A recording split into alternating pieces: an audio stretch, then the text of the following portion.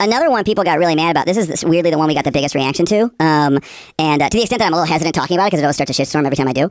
Vaccines? No, actually, we've not done a whole one on vaccines, but we really should because it's coming back. I used to think that vaccines was like kind of done as a topic, and like we've gone through it. It is really back and it is big. But no, we did one on alpha males. We did an episode about dating, and we did one on how the idea of the alpha male doesn't exist in humans. Like if you talk to any anthropologist, any biologist, any sociologist, right, and be like, are humans organized in a social relationship where there's alphas and betas? They'll be like, no, what are you talking about? This is an unscientific idea, right? And we just did something laying that out in the context of like people who are, oh, my type is I like alphas, right? Well, there's no such thing actually. You know, humans are you're dumb in some situations, not in others, right? It's an overly simplistic way of looking at human relationships.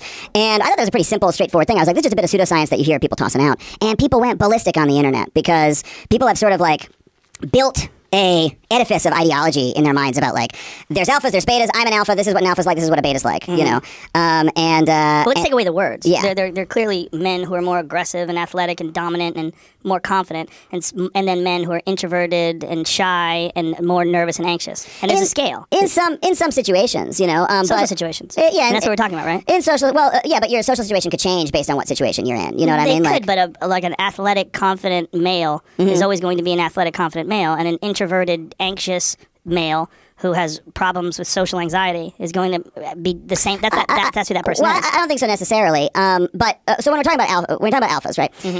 In animals, what is that? It's a social hierarchy, right? In animals. So let's take away that word. I mean, what people are using to describe when they're saying alphas and betas, they're saying like confident, strong, secure people and people that are anxious and not confident. So if you're trying to say, hey, like it's good to be confident, it's not so great to be anxious. Like that's fine, right? But when people talk about alpha males and beta males, right, they're specifically bringing in the language of like evolution, of biology, of zoology, of evolutionary psychology, you know. And they'll start saying stuff like, well, there's alphas and there's betas, and women are hardwired to be attracted to the alpha, you know, because that's what it's like in nature. Like they'll be using that language, right? And so what we're pointing out is that's not scientific, right? It's not scientific, but it is true that women are hardwired to be attracted to confident, athletic men. I don't know if I agree with that.